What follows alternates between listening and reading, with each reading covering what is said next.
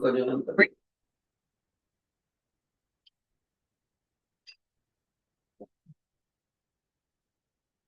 बता रहे। Okay, so now we will not wait for them बेटे, शाबाश। Medical students please be attentive, ये भी चलेंगे। Okay, medical students now I am starting बेटे, I will not wait further for non-medical students, too much time has been given. Look here बेटे, इसमें हम question 11th करने से पहले ये एक चीज देखो आप, शाबाश। 11th क्वेश्चन है असाइनमेंट का, उसको करने से पहले मैं आपका बेस बनाना चाहता हूँ बच्चों। Look here, what the teacher has made बेटे, look here, here the teacher is has connected the battery, and you all know longer side is always positive and smaller is negative. At the same time, you all know current has moved from positive terminal. Let's say I current move. So I current from the positive terminal goes and it revolves in the circular coil of multi-turns, right? फिर ये I current इस white wire में से बाहर आता हुआ I current battery के negative terminal में enter. This is the situation. So हम इसको क्या बोलेंगे, करंट कैरिंग सर्कुलर कॉइल। और ये टीचर ने क्या दिखाया, इसका ओ पॉइंट क्या है, centre of the coil, right. और ये बिल्कुल इस सरफेस पे परपेंडिकुलर लाइन निकल रही है सेंटर में से, इसको क्या बोलते हैं बेटे, एक्सिस ऑफ द कॉइल। क्या बोलेंगे इसको, एक्सिस।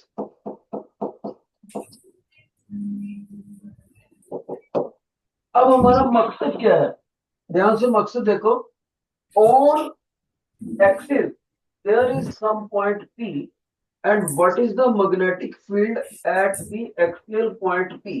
P पॉइंट पर इस करंट कैरिंग कॉइल के मैग्नेटिक फील्ड की कितनी स्ट्रेंथ है वो बताना है, मैग्नीट्यूड बताना है, और उस मैग्नेटिक फील्ड इंडक्शन की स्ट्रेंथ की डायरेक्शन क्या है वो बताना। ये ड्यूल पर्पस होता है।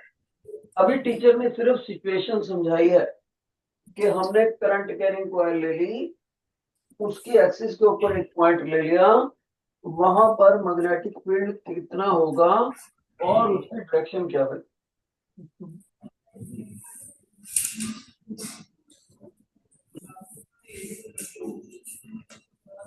ओके, तो बच्चे, सभी बच्चे देखो, अब इसका इसका डेरिवेशन आपको सर ने कराया है और एक रिजल्ट निकलता है इसका। कोई बच्चा क्लास में ऐसा है जो इसका फार्मूला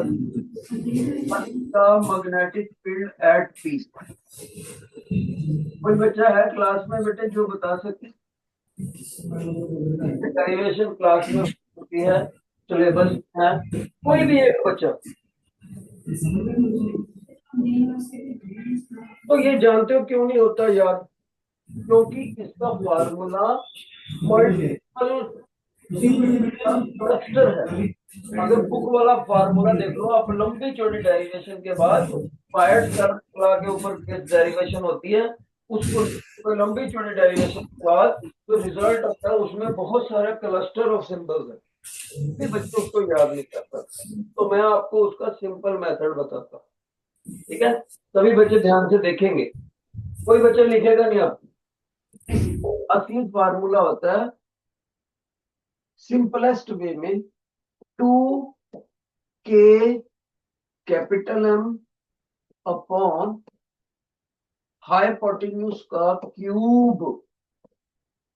अब अगर आप इसको बुक में ढूंढो कहीं नहीं मिलेगा आपको ये फार्मूला, लेकिन इसी सिंपल फार्मूले को मैं बुक वाला फार्मूला बना के दिखाता हूं अभी आपको, तब आपको पेपर में बड़ा फायदा हो जाएगा। देखो क्या, पहली बात, इसमें के क्या है, के है बेटे बायट सेवरेट कांस्टेंट। इसकी वैल्यू कितनी होती है, म्यू नॉट अपॉन 4 पाई। ये वैल्यू तब होती है अगर हमने ये सारा सिस्टम वैक्यूम में रखा हो या एयर में रखा हो, पर हमें तो जनरल वैल्यू यूज करनी चाहिए।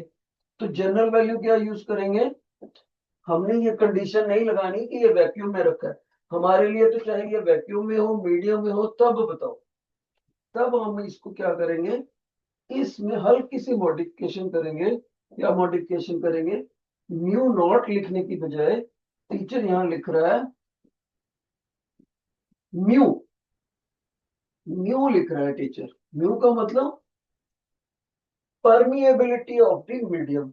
अब सवाल ये पैदा होता है कि म्यू खुद किसके बराबर है, ये जो म्यू है ये खुद होता है इसके बराबर, किसके, mu is equal to mu not mu R. अब बच्चे को क्वेश्चन पूछना, सर ये क्या क्या लिख दिया आपने। पहली बात, म्यू का मतलब सुनो, इसका मीनिंग होता है क्या बेटे, परमीएबिलिटी ऑफ मीडियम। सर क्या मतलब, परमिएबिलिटी वर्ड दो वर्ड्स को मिलाकर बना है, परमिएबल प्लस एबिलिटी, यानी जिस भी मीडियम में ये पूरा ऑपरेटस पड़ा है, उस मीडियम ने चुंबकीय लाइनों को गुजर के जाने की किस हद तक परमिशन दी, उसमें किस हद तक योग्यता है कि चुंबकीय लाइनें उसमें गुजर के जा सके, परमिएबल प्लस एबिलिटी। ओके, तो फिर सर म्यू नॉट क्या है, म्यू नॉट होता है अगर यहां पर सिर्फ वैक्यूम होता, कोई और मीडियम ना होता, तब इसकी वैल्यू होती। ये क्या होता है सर, इसको बोलते हैं एब्सोल्यूट परमीएबिलिटी ऑफ एयर, या वैक्यूम लिख दो, फ्री स्पेस भी बोल सकते हैं। अगर ये सारा सिस्टम वैक्यूम में रखा होता तो वैक्यूम ने अपने अंदर से चुंबकीय लाइनों को गुजरने की किस हद तक काबिलियत रखी होती, उसको बोलते हैं। और इसकी अपनी वैल्यू होती है 4 pi into 10⁻⁻⁷ SI units, Tesla पर मीटर पर एम्पियर। तो अब बच्चा कहता है सर फिर म्यू आर क्या है, म्यू आर का मतलब है, देखो ध्यान से, म्यू आर को अगर इसी फार्मूले से निकालना हो तो म्यू आर कितना आएगा, रिलेटिव परमिएबिलिटी, मेरे को ये स्पेस चाहिए होगा बाद में, मैं इधर बनाता हूँ, mu R is equal to mu not, mu upon mu naught, यानी मीडियम की परमिएबिलिटी कितनी थी और वैक्यूम में कितनी परमिएबिलिटी थी, उन दोनों की रेशो, यानी रेशो, रिलेटिव परमिएबिलिटी बोलते हैं उसको, यूनिट लेस होता है रिलेटिव परमिएबिलिटी ऑफ मीडियम। कौन सा मीडियम, जहां पर, जिसकी बारे में हमने इधर बात करी। अब बच्चा मेरे से पूछता है सर कभी आप वैक्यूम बोल देते हो कभी मीडियम बोल देते हो, असली में ये ऑपरेटर्स रखा कहाँ हो। तो जब हमने जर्नल आर्टिकल करना है, हमने ये सोचना है कि ये किसी मीडियम में, अगर मीडियम में है तो हम फिर के की वैल्यू ये पुट करेंगे। तो बच्चा कहता है सर अगर इस म्यू को इधर पुट कर दे तो, मैंने कहा पुट करो बेटे, तो फिर कितनी वैल्यू हो जाएगी, म्यू नॉट अपॉन 4 पाई, और म्यू ये भी तो आएगा म्यू आर। ओके, रख ली, ये भी लिख दिया। फिर बच्चा बोलेगा सर म्यू नॉट को इतना पुट कर सकते हैं, मैं करते बिल्कुल कर सकते हैं। तो इस 4 पाई से वो 4 पाई कट जाएगा, बिल्कुल कट जाएगा। तो ये कितना आ जाएगा, mu R, mu R into 10⁻⁻⁷ इतना आ जाएगा।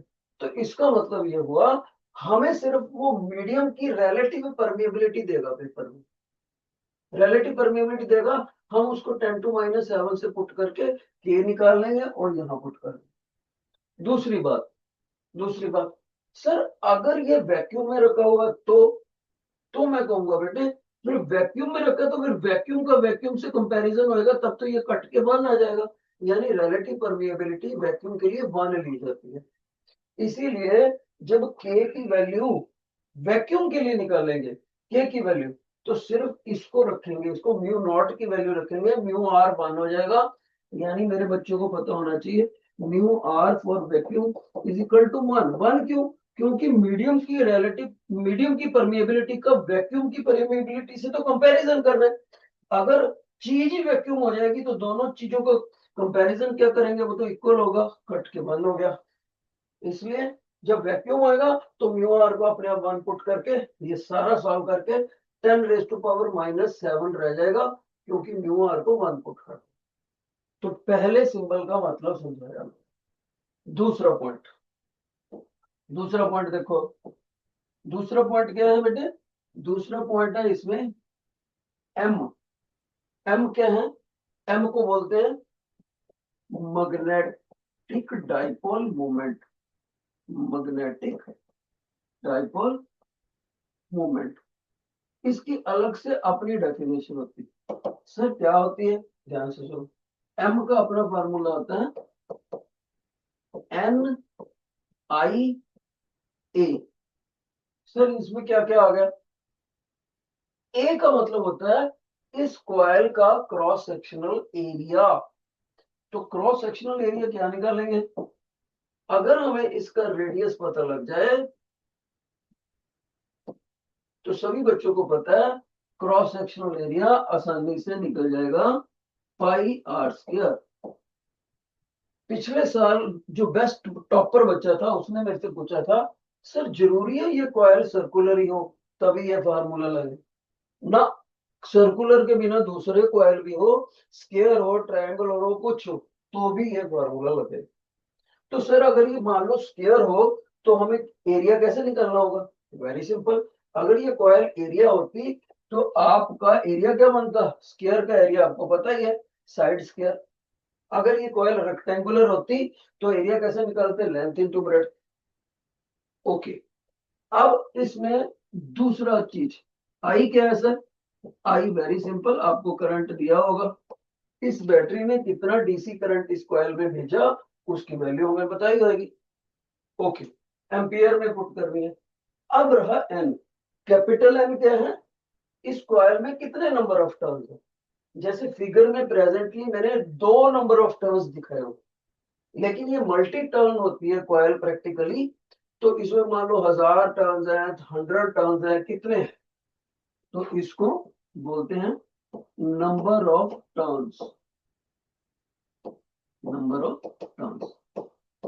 और मान लीजिए एक ही टर्न हो तो कैपिटल एन को 1 पुट कर देंगे। So simple. तो इसका मतलब मैंने अपने बच्चों को दूसरा सिंबल भी क्लियर कर दिया। अब रही बात तीसरी कि सर ये क्या लिखा है आपने हाइपोटेन्यूज क्यूब, तो वो भी सुनो। हाइपोटेन्यूज क्यूब का मतलब देखो, इस टॉप पॉइंट से ऑब्जर्वेटरी पॉइंट तक ऐसे स्ट्रेट लाइन लगाओ। ये जो पिंक कलर की मैंने लगाई इसको मैंने हाइपोटेन्यूज बोल दिया, क्योंकि रेडियस और ये जो मैं नीचे लिख रहा हूं स्मॉल ए की बजाय लेट्स चेंज इट एक्स कर लेते तो ज्यादा फायदा रहेगा। इस स्मॉल ए को बोलते हैं एक्सियल डिस्टेंस।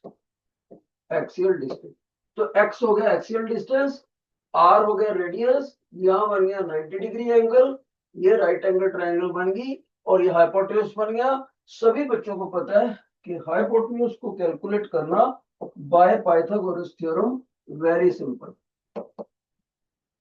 कितना बेटे? उसको हम लिखेंगे R square plus axial distance का स्क्वायर का अंडर रूट। अब पेपर में आपको क्या क्या दिया होगा? पेपर में आपको रेडियस दिया होगा, पेपर में आपको एक्सियल डिस्टेंस दिया होगा, नंबर ऑफ टर्न्स दिए होंगे, करंट दिया होगा और आपसे बी पूछा होगा। अब गौर से देखो सारी चीज, इस तरह से आप इंडिविजुअल लेवल से एम निकाल के पुट कर सकते हो। हाइपोटेन्यूज को निकालना बहुत आसान है, पाइथागोरस थ्योरम। बायट सेवरेट कांस्टेंट को आसानी से निकाल सकते हो। तो तब ये फार्मूला आपका कॉम्पैक्ट बन गया। अगर इसी सारे फार्मूलों को उठा के आप इसमें इंडिविजुअली रख दोगे तो ये फार्मूला बहुत टफ सा बन जाता है, बच्चे याद नहीं कर पाते उसको। इसलिए मेरी आपको सजेशन है, अभी इसी वक्त क्लास में इस बॉक्स वाले फार्मूले को रट्टा लगाओ। क्यों? इसको रट्टा लगाना बहुत आसान है, इसको रट्टा लगाना बहुत आसान है, क्रॉस सेक्शनल एरिया को रट्टा लगाना बहुत आसान है। यूजुअली सर्कुलर कॉइल होगी आपको। और देखो वाइट सेपरेट कांस्टेंट को रट्टा लगाना बहुत आसान है, म्यू की अपनी वैल्यू बतानी बहुत आसान है। हाइपोटेन्यूज बाय पाइथागोरस थ्योरम किसको याद नहीं होता? तो ये सारे छोटे बॉक्स को इंडिविजुअली याद किया जा सकता है आसानी से। तो हमें सिर्फ इतना करना। तो बुक में जब आप इन सारों को डालोगे, देखो जब इसको डालोगे तो अंडर रूट की वैल्यू होती है हाफ, उसके ऊपर भी पावर आ गई क्यूब, तो 3/2 बन जाएगा।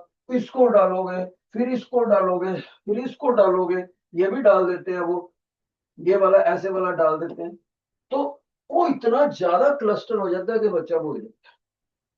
ठीक है, तो सभी बच्चों को मेरी सजेशन दी जाती है, पहले नंबर पे ये नोट कर लो, दूसरे पे ये नोट कर लो, शाबाश सभी नोट कर लो, तीसरे पे नोट कर लो। सुस्ती नहीं करनी किसी भी बच्चे ने, क्योंकि ये वाला फार्मूला आपको बुक में नहीं मिलेगा। फोर्थ ये नोट कर लो, फिफ्थ ये नोट कर लो, सिक्स ये नोट कर लो। ओके, और अगर ये मीडियम में रखा होगा तो पेपर में म्यू आर की वैल्यू भी आपको देगा। ये 5 पैरामीटर आपको देता है, और ये पूछ लेता है, और कभी कभी ये दे देता है करंट पूछ लेता है, उल्टा पूछ लेता है। शाबाश सभी बच्चे, जिन चीज को ज्यादा नोट नहीं करना, तो जिस चीज को मैंने बॉक्स में कर दिया ना वो जरूर नोट, बॉक्स वाली चीज।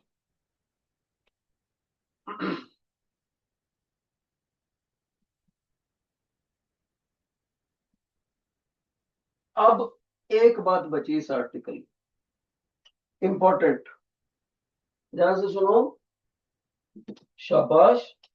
एक बात कौन सी बची? योर अटेंशन बेटे, मैंने इसमें लिखा है कि डायरेक्शन भी बताओ। डायरेक्शन, मैग्नीट्यूड का काम करता हूं। डायरेक्शन के लिए आप इस कॉइल के फ्रंट पे खड़े हो जाओ, फिर खड़े होकर देखो आपको इसमें करंट क्लॉकवाइज दिखता है या एंटी क्लॉकवाइज। तो अभी आप गौर से देखो, ग्रीन कलर वाली वायर से करंट अपवर्ड जा रहा है, तो ऐसे घूमता घूमता, लुक एट माय हैंड्स, मेरी बॉडी पर अपनी बॉडी अज्यूम करो, तो ग्रीन कलर से करंट गया ऐसे, ऐसे ऐसे जा रहा है। अगर सामने घड़ी का डायल लगा होता तो करंट ऐसे जा रहा है, ऐसे मतलब एंटी क्लॉकवाइज। और टीचर ने आपको लूप रूल्स सिखाए थे, एंटी के अंदर वर्ड एन लगता है, तो आपने याद रखना है, अगर आपको as an observer anti clockwise current दिखे तो फ्रंट वाला जो साइड होगी कॉइल की वो नॉर्थ बनेगी। एन से नॉर्थ याद रखना है, एंटी का एन। तो मेमोरी टूल याद रखो, मेरा दिया हुआ लूप रूल, ए एन को कैपिटल कर दो, एंटी पे आपने नॉर्थ याद रखना बेटे। तो नेचुरली फ्रंट साइड नॉर्थ बन गई और बैक साइड इस कॉइल की साउथ बन गई। और सभी को पता है चुंबक के नॉर्थ से चुंबकीय लाइनें निकलती हैं, so that means north is emitting the magnetic lines of force, या फील्ड लाइन बोल सकते हो, और वो ऐसे निकली ऐसे निकली ऐसे निकली और मैग्नेट की बैक साइड पर जाके साउथ में एंटर कर गई। फिर से देखो, ऐसे निकली नॉर्थ से और बैक पर जाके साउथ में एंटर कर गई। तो चुंबकीय लाइनें निकल रही हैं नॉर्थ से, निकल रही हैं, तो पी पॉइंट भी देखो उसी निकलने की डायरेक्शन में आ गए। तो पी पॉइंट पर मैग्नेटिक फील्ड की डायरेक्शन क्या होगी? आउटवर्ड, आउटवर्ड, यानी बोर्ड के मुताबिक बताऊं तो लेफ्ट टू राइट साइड। तो अगर बच्चा मेरे से पूछता है सर आपको खड़े होकर अगर इसका एज एन ऑब्जर्वर इसमें क्लॉकवाइज दिखता तो मैं कहता बेटे बैटरी के पॉजिटिव और नेगेटिव टर्मिनल चेंज कर दो, तो करंट की डायरेक्शन चेंज हो जाएगी। तो फिर क्लॉक करंट मेरे को ऐसे दिखेगा क्लॉकवाइज। तो क्लॉकवाइज में एफ को याद रखो कैपिटल, मेमोरी टूल, क्लॉकवाइज में CLOC के WIS को कैपिटल कर दो, एस को बोलते हैं साउथ, साउथ याद रखो इसमें। अगर मेरे को इसमें साउथ एस साउथ दिखता है तो चुंबकीय लाइनें साउथ में एंटर करती हैं, इसका मतलब अगर इधर साउथ होता तो बैक साइड पर नॉर्थ होता, तो नॉर्थ से मैग्नेटिक लाइंस ऑफ फोर्स होके साउथ में एंटर करती, और पी पॉइंट पर क्या होता फिर? नॉर्थ से निकल के साउथ में एंटर करती, यानी हम पी पर तब बोलते towards left side of the direction, अब राइट साइड पर है। ठीक है, क्योंकि वो तो मैं आपको एक एग्जांपल ले रहा हूँ, प्रेजेंट सिचुएशन में पॉजिटिव टर्मिनल इधर है, करंट निकला ऐसे, एंटी क्लॉकवाइज दिख रहा है, तो ये नॉर्थ बना, नॉर्थ से चुंबकीय लाइनें निकलेंगी, इसलिए मैंने एरो इधर निकाला। तो यही डायरेक्शन बी की होती है, और यही डायरेक्शन कैपिटल एम की होती है, जिसको हमने मैग्नेटिक डाइपोल मोमेंट बोला। एक और बात बताना चाहूंगा, कैपिटल ए एरिया वेक्टर होता है और वो कॉइल से परपेंडिकुलरली निकलता है। हालांकि न्यूमेरिकल करते वक्त ए की वैल्यू आपने ऐसे ही निकालनी, राइट। एक और चीज बताऊंगा कि नंबर ऑफ टर्न्स और करंट, ये दो चीजें जो टीचर ने यहाँ मल्टीप्लाई करी हैं, नंबर ऑफ टर्न्स और करंट, इन दोनों को मिलाकर एक स्पेशल नाम दिया जाता है। इसका नाम होता है एम्पियर टर्न्स। सभी बच्चे नोट कर लें, एन इंटू आई को बोलते हैं एम्पियर टर्न्स। तो इसका मतलब है टीचर ने अपने बच्चों को डायरेक्शन भी समझा। बाकी इसके डेरिवेशन वो सर ने यहाँ पर एलिमेंटल पार्ट लेके, इधर एलिमेंटल पार्ट लेके बायट सेवरेट क्लास में कराई हुई। और एक लास्ट बात, कभी कभी आपको पेपर में न्यूमेरिकल पूछ लेता है, ध्यान से सुनना, ये वाली बात इंपॉर्टेंट है कि मैग्नेटिक फील्ड पी पॉइंट पर ना निकालो, ओ पॉइंट पर निकालो। लिसन केयरफुली, पी पॉइंट पर नहीं, ओ पॉइंट पर। अब इसमें क्या खास बात है, पी क्या है, any point on the axial axis, O क्या है, सेंटर ऑफ द कॉइल। तो अब उस केस में अगर पी पॉइंट को मैं स्लिप करता करता करता करता करता ओ पर ले जाऊं तो एक्स की वैल्यू कितनी हो जाएगी, 0। सभी बच्चे बोलेंगे सर पी की वैल्यू ओ से लेकर पी कितनी दूर है, एक्स ही तो बताता है। अगर आपने पी को उठा के ओ पे रख दिया तो दोनों पॉइंट कोइंसाइड हो गए, तो एक्स तो खत्म हो जाएगा, 0। तो पूरे पूरे आर्टिकल में जहां पर भी मैंने एक्स डाला है, कहां डाला है, जहां ये डाला, देखो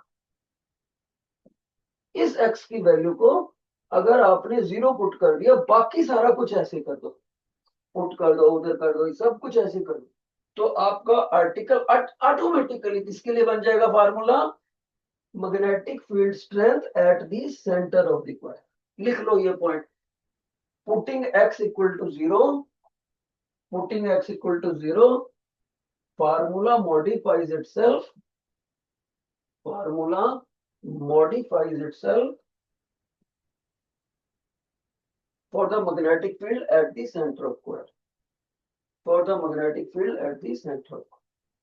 एक बात और, अब एक छोटी सी एक्सरसाइज आपको मैं घर के लिए बताऊंगा, या आप अभी भी करके देख सकते हो कि आप इन सारी चीजों को, टीचर ने ये देखो एरो से डाल रखे हैं, ये इतना पुट करो, ये इतना पुट करना, अब घर के जाकर पुट करना और सिंप्लीफाई करना इस फार्मूले को, फिर देखना क्या वही फार्मूला बनता है लंबा चौड़ा जो बुक में दे रखा था। तो आप अब देखोगे सेम लंबा चौड़ा फार्मूला बन जाता है, काफी सिंबल हो जाते हैं, तो उसमें 9-10 सिंबल हो जाते हैं, 10 सिंबल के अप्रोक्सीमेट। तो 10 सिंबल याद रखने की बजाय हमें सिर्फ 3 याद करने हैं, 1 2 3, राइट। उम्मीद करता हूं बच्चों को ये ट्रिक समझ आ गया।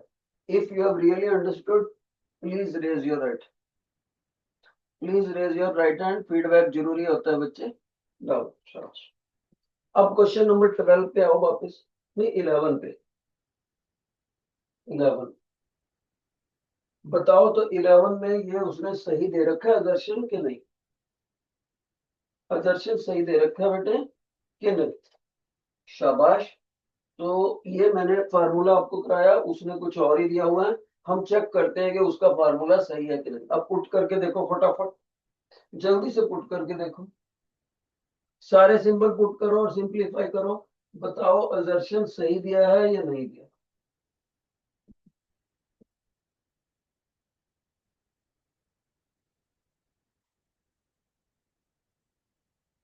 सो आप आसानी से चेक कर सकते हो, ये तुम्हारी एक्सरसाइज है, चलो घर जाके करना। और रीजन, इस फार्मूले की डेरिवेशन, रीजन कि ये बायट सावर्ट लॉ को बेस पर लेते हुए ड्राइव करा था, वो सही, रीजन सही है। असर्शन आपने खुद चेक करना है पेपर में जाकर, घर में जाकर, कि सारे सिंबल पुट करने से, अगर किसी बच्चे को लगे सर आप सारे सिंबल पुट करे एक्स्ट्रा आ गया, उसमें तो कैपिटल एन दिया ही नहीं, इसका मतलब नंबर ऑफ टर्न्स कितने कॉइल में, 1 है। ठीक है, नंबर ऑफ टर्न्स ना दी हो कॉइल में तो ऑटोमेटिकली अंडरस्टूड है आपने कैपिटल एन को 1 लेना है, राइट। तो याद रहे 11th क्वेश्चन का रीजन टीचर ने सही करा दिया, असर्शन आपने खुद से सोचना।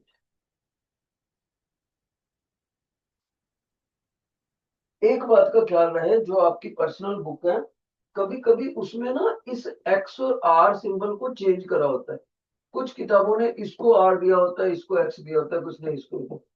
तो मैंने रेडियस को ही आर माना है, क्योंकि शुरू से बच्चे 10th से चलते हुए रेडियस को आर ही लेते आ रहे, तो मैंने चेंज नहीं करा। किताबें इसको स्मॉल ए ले लेती हैं, कुछ कुछ वो यहाँ पर स्मॉल ए ले लेते हैं। तो एक्सियल एक्सिस को मैंने एक्स लिया। क्यों लिया? क्योंकि एक्सियल के स्पेलिंग में एक्स आता है। तो आपने पेपर में इनको उल्टा पुल्टा नहीं कर देना, नहीं तो गलत हो जाए। Okay,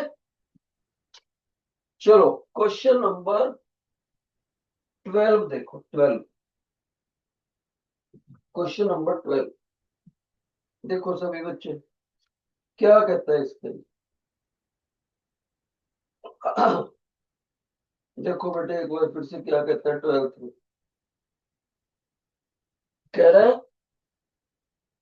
at a very large distance from the circular coil the magnetic field varies inversely as cube of the distance। ध्यान से सुनो क्या कहता है। कहता है सर्कुलर कॉइल में जब बहुत दूर चले जाओ तो मैग्नेटिक फील्ड ऐसे वेरी करेगा डिस्टेंस के हिसाब से, 1/x का डिस्टेंस को इसने r ले लिया, 1/r3। कहता सही है कि नहीं। मान लीजिए मैं स्टूडेंट हूं और मेरे को टीचर का बताया हुआ सिर्फ और सिर्फ यही फार्मूला याद है और कुछ याद नहीं, लेकिन मेरे को एक बात याद आ गई। सर ने बोला था अगर पी पॉइंट को ओ पर रखो तो एक्स को 0 पुट कर दो। लेकिन मेरे प्रेजेंट क्वेश्चन में वो बोल रहे हैं P point is very very far away from O, तो x is very large in comparison to radius. Correct है। तो हम इसको एक्चुअल में करके देखते हैं। लो मैं इस जगह में सारा मटेरियल साफ करके ये मेन फार्मूला रखूंगा बस, बाकी हम करके देखते हैं और आपको भी समझ आ जाएगा कैसे पुट पुट करना होता है। ध्यान से देखो, मैं स्पेस बना रहा हूं, ये लो एक्स्ट्रा चीजें टीचर ने सारी साफ कर दी, राइट। उस टीचर ने मेन फार्मूला रखा, राइट। ये लो जी। अब हम इसको एक्चुअल में करके देखते हैं कि वाकई वो बुक का बंदा सही कह रहा है कि नहीं। बुक में क्या कह रहा है, T point is very far away, that means x is very very larger than r। Let's see, हमारे पास b की वैल्यू रखने लगे हैं 2, k की रखने लगे हम लोग mu not mu R upon 4 pi, ये भी रख दिया लो। k की m की रखने लगा हूं n आई, साथ में कैपिटल ए था, एरिया का भी लिख दिया पाई आर स्क्वायर, ठीक है। और यहाँ क्या था, हाइपोटेन्यूज का क्यूब। हाइपोटेन्यूज क्यूब किसके बराबर था, look at the right angle triangle, R square plus x square का रूट। और ऊपर से हाइपोटेन्यूज को क्यूब कह रहा है। इसका मतलब जब मैं इसको पुट करूंगा वहां पर I will write R square plus x square power x, इसको ऐसे लिख सकते हैं R square plus x square की पावर हाफ। तो अगर मैं हाइपोटेन्यूज को क्यूब लिखूंगा तो एच को यहां पुट करूंगा तो दैट मीन्स ये जो सारी चीज लिखी हुई है बेटे ये वाली, उसकी भी ऊपर से क्यूब होगी। तो आपको पता है पावर के ऊपर पावर हो तो दे गेट्स मल्टीप्लाइड। तो ये कितना बन गया एक्स स्क्वायर आर स्क्वायर की पावर 3/2, तो वो भी मैंने लिख दी लो। तो ये फार्मूला बुक में वो हमसे उम्मीद लगाता है कि हम याद करें, टीचर ने इसके बदले आपको ये याद कराए। तो ये तो बहुत ज्यादा कंफ्यूजिंग है, ठीक है। अब वो कहता है प्रेजेंट सिचुएशन में x is very very larger than r. Okay, तो जब दो चीजें आपस में या तो ऐड हो रही हो या सब्ट्रैक्ट हो रही हो, रिमेंबर मल्टीप्लाई या डिवाइड नहीं होनी चाहिए, या दो चीजें जब ऐड हो रही हो या सब्ट्रैक्ट कर रही हो तो उनमें से जो बहुत छोटी चीज हो, ये देखो छोटी, उसको नेग्लेक्ट कर देते हैं in comparison to larger thing. तो आर स्क्वायर को यहाँ जीरो पुट कर सकते हैं अकॉर्डिंग टू सिचुएशन। तो सारी चीज को जीरो पुट करते ही ऊपर वाला फार्मूला आपका श्रिंक होकर क्या बन जाएगा बेटे, इसको लिख लो आप, twice mu not mu r n i pi r square, और आर तो कैंसिल हो गया, 4 पाई एक्स की पावर स्क्वायर का भी ये हो गया, देखो ऐसे बन जाएगा, जीरो का स्क्वायर एक्स का स्क्वायर अपॉन 3/2, उसको क्या करेंगे, एक्स का स्क्वायर अपॉन 3/2, फिर से क्या बनेगा, एक्स का क्यूब आ गया सिंपल। तो अब यहां से बाकी चीजें तो कांस्टेंट है, तो हमें पता लग गया B is inversely proportional to x का क्यूब। और हमारे क्वेश्चन में बस उसने एक्स की बजाय इस डिस्टेंस को आर लिया हुआ है, वो तो रिप्रेजेंट करने का सिंबल है, तो इसलिए देखो हमारा ये असर्शन सही हो गया। देखो 12th क्वेश्चन देखो, what is the assertion, at very large distance from the circular coil magnetic field varies inversely as the cube of the distance. Clear हो गया। अब इसका रीजन बताओ, शाबाश, reason, at large distance a current loop behaves like a magnetic loop with moment कितना, शाबाश, बताओ अब रीजन सही है कि नहीं, देखते हैं कौन बच्चा बताता है। मैं आपको चार ऑप्शन बोलता हूं, अगर असर्शन या रीजन दोनों सही हैं तो आप एक फिंगर खड़ी करो, दोनों गलत हैं आप दो फिंगर खड़ी करो, ये सही और ये गलत तीन फिंगर, और ये गलत और ये सही तो फोर फिंगर। जल्दी अपना आंसर बताओ, शाबाश। 12th question, raise your fingers, raise your fingers बेटे, एक तो मैंने ही बता दिया आपको, अब ऐसे ना करो, दूसरा तो आप खुद सोचो, एक तो मैंने ही बता दिया आपको, ये assertion is correct, 12th question में असर्शन इज करेक्ट, टीचर ने बता दी। अब रीजन आप बताओ, रीजन रीजन, शाबाश शाबाश शाबाश, सही बता रहे हो, हौसला रखो, गुड गुड गुड। तो आप लोगों ने ये देखो बच्चा कितना कॉन्फिडेंटली वन कह रहा है, और दैट इज करेक्ट, दोनों सही है। जानते हो क्यों, क्योंकि उसने रीजन वाली में स्टेटमेंट क्या दिया हुआ है, ध्यान से सुनो, उसने रीजन वाले में ये दिया हुआ है, योर अटेंशन, रीजन वाले में उसने ये लिखा है m इज इक्वल टू आई ए, गलती से बुक में इसके अंदर स्मॉल एम छपा हुआ है, उसको कैपिटल एम कर दो, ठीक है, कैपिटल एम कर दो। तो अब यहां पर बच्चे थोड़ा सा कंफ्यूज हो सकता है, सर ये हम सही क्यों करें, आपने तो हमें ये कराया था कि एम्पियर टर्न्स लिखो और एरिया ऑफ कॉइल लिखो, तो मैंने साथ में ये भी तो बोला था कि अगर कॉइल की नंबर ऑफ टर्न्स ना दी हो तो आपने नंबर ऑफ टर्न्स को ऑटोमेटिकली वन कंसिडर करना पड़ता है, तो एन को वन पुट करके वही बन गया, इसलिए इसका रीजन भी सही होगा। ओके, दो अलग अलग लर्निंग पॉइंट है, असर्शन और रीजन, ये दोनों सही है। रीजन का मतलब आपने ये नहीं मानना कि इसकी वजह से वो, रीजन का मतलब है स्टेटमेंट, वो तो फिर एक और ऑप्शन दी होती है कि whether the reason is the logical explanation of assertion और नॉट, ऐसा उसने दिया ही नहीं हमारे क्वेश्चन में, या पीछे उसने दिया हुआ है, पीछे वाले से देखें तो बोथ असर्शन एंड रीजन, हाँ ठीक है, रीजन में ठीक है, बी ऑप्शन बन गया था। अब हम देखते हैं ले बेटे 13th क्वेश्चन, देखो 13th क्वेश्चन, इसको हम इरेज करते हैं हम, शाबाश, क्वेश्चन नंबर 13। मैं क्वेश्चन की बजाय आपको और बहुत सारी चीजें समझाने लगती, कह रहे हैं two long parallel wires carrying current, equal current in opposite direction attract each other.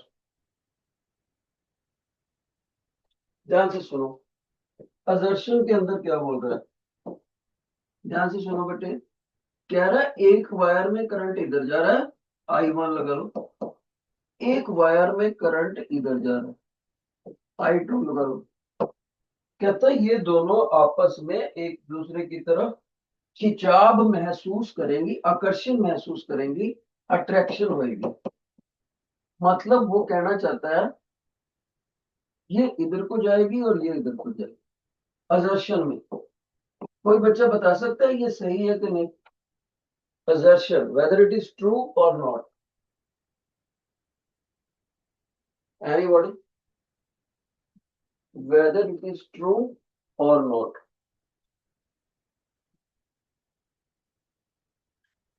देखो बेटी, सर ने कराया होगा आपको, ऐसी बात नहीं है, ये तो इम्पोर्टेंट आर्टिकल है। बस ज्यादा से ज्यादा उन्होंने ये करंट सेम डायरेक्शन में ले लिया हो, अब बता नहीं रहे। सिंसियरली रिवाइज करा करो जब टीचर कराते हैं क्लास में, घर जाके। बहुत कम दिन बचे हैं, you are left with only 65 days।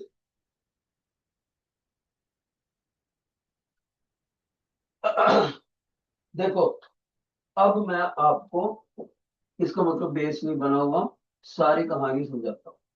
Number 1, बेटे अगर दो वायर्स पैरेलल हो, I1 करंट, I2 करंट, और दोनों में सेम डायरेक्शन में करंट जाए, बेसिकली हम इसको साइंस की लैंग्वेज में बोलते हैं पैरेलल, और यहां बोलेंगे एंटी पैरेलल। ओके।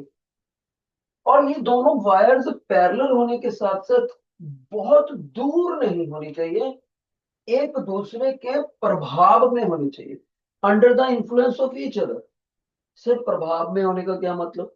प्रभाव में होने का मतलब ये है कि योर अटेंशन, इस कॉइल के, इस करंट कैरिंग वायर के द्वारा इसके इर्द गिर्द जो मैग्नेटिक फील्ड बना है, उस मैग्नेटिक फील्ड की हद में ये आ जानी चाहिए।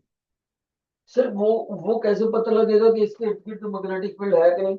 वेरी सिंपल, हमने पहले करा हुआ right hand fist rule, right hand thumb rule भी बोलते हैं उसको। एक current carrying conductor when is assumed to be held in the fist of the right hand such that current points toward the direction of the current, then curling of the fingers give the direction of magnetic field around it, right? इसको क्या बोलते हैं? Right hand thumb rule भी बोलते हैं और right hand fist rule भी बोलते हैं, दो नाम है इसके। तो अगर इस कंडक्टर पे हम राइट हैंड फिस्ट रूल लगाएं तो इसमें मैग्नेटिक लाइन फोर्स ये ऊपर से निकल के आई, ऐसे गई, तो ये सर्कल लगाता लगाता देखो उसी सर्कल के अंदर आ गया जे कंडक्टर। तो ये I2 कंडक्टर को ये जो मैग्नेटिक फील्ड B1 है, जो फर्स्ट कंडक्टर ने पैदा करा, वो बी वन I2 को परपेंडिकुलरली कट कर रहा है। देखो ऐसे ऐसे घूमते हुए कट।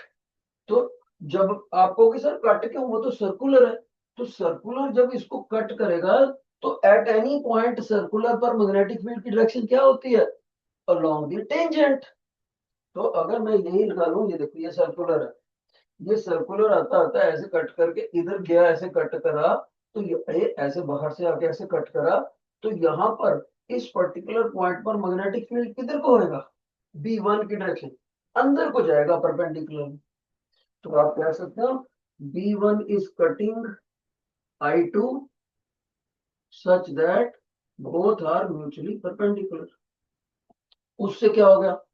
अब ध्यान से सुनना, current carrying conductor placed in the magnetic field experience force. ये हमने पढ़ा था, क्या फॉर्मूला था?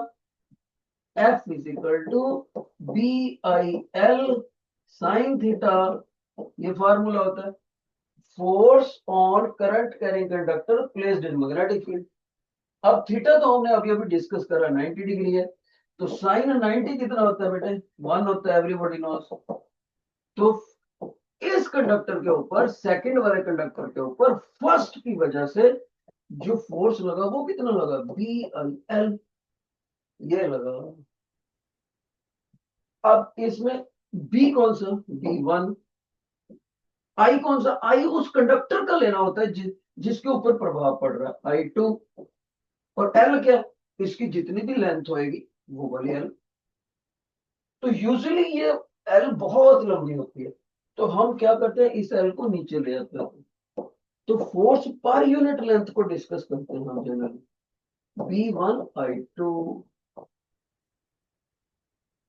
तो ये तो हो गया फोर्स पर यूनिट लेंथ, लेकिन ये फोर्स लगेगा किधर को, इस फोर्स की डायरेक्शन क्या होगी वो देखते हैं।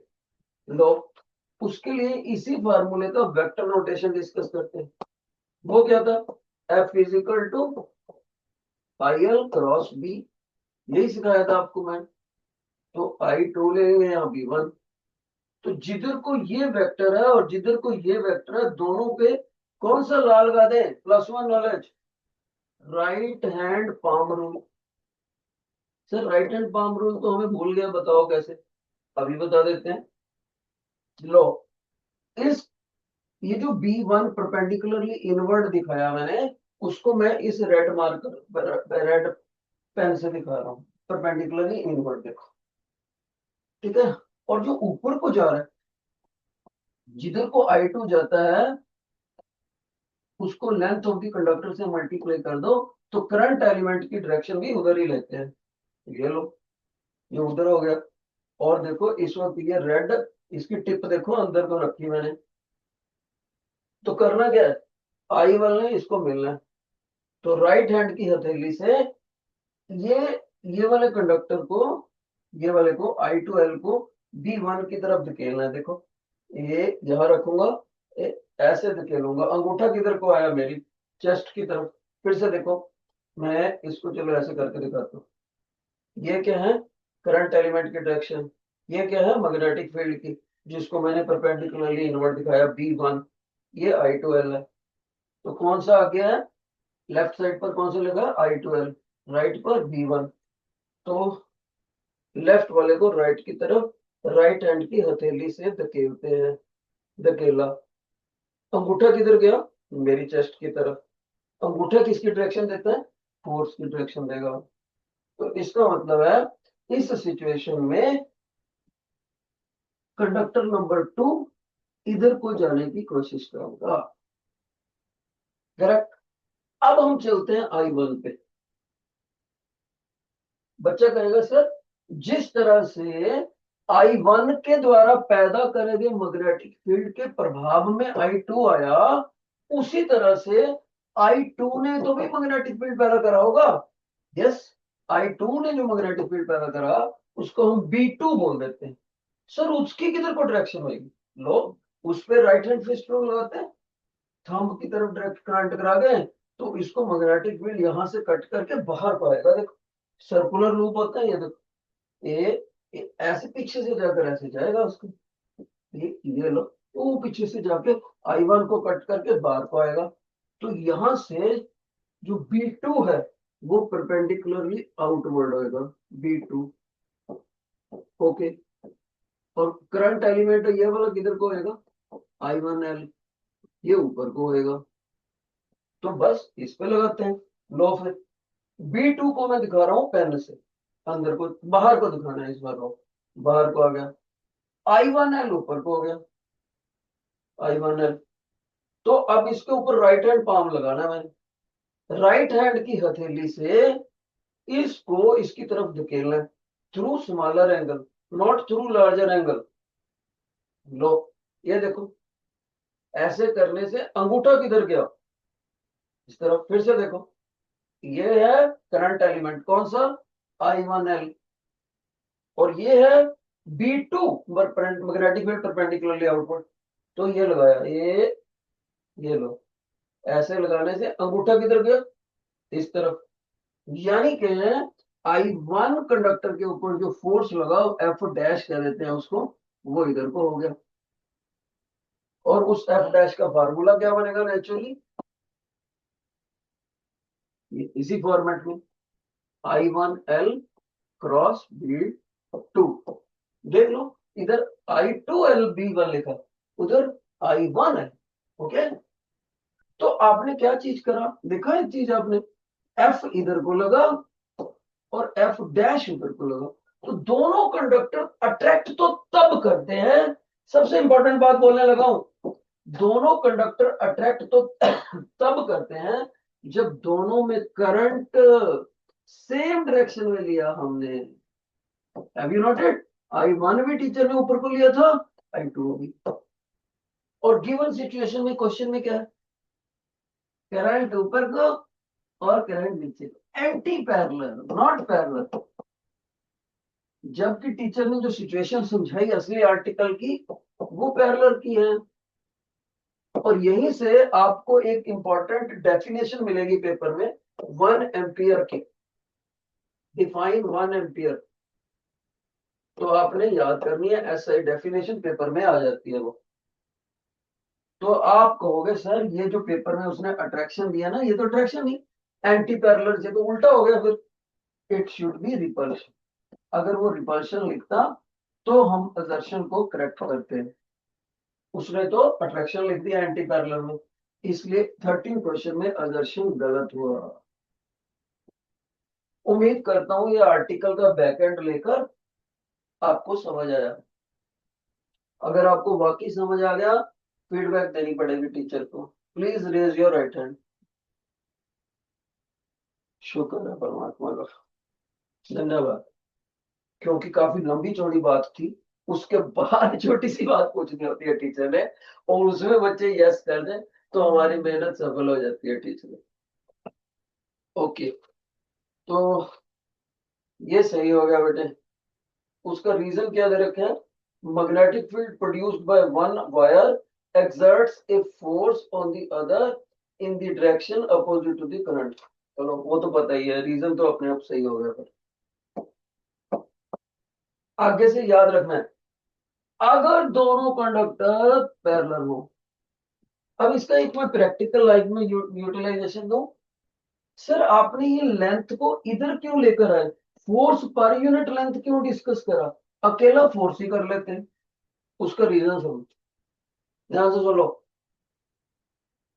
प्रैक्टिकल लाइफ में जब नंगल डैम से दूरी तक, नंगल डैम से पटियाला तक, नंगल डैम से चंडीगढ़ तक जब करंट आता है, तो 3 फेज करंट आता है।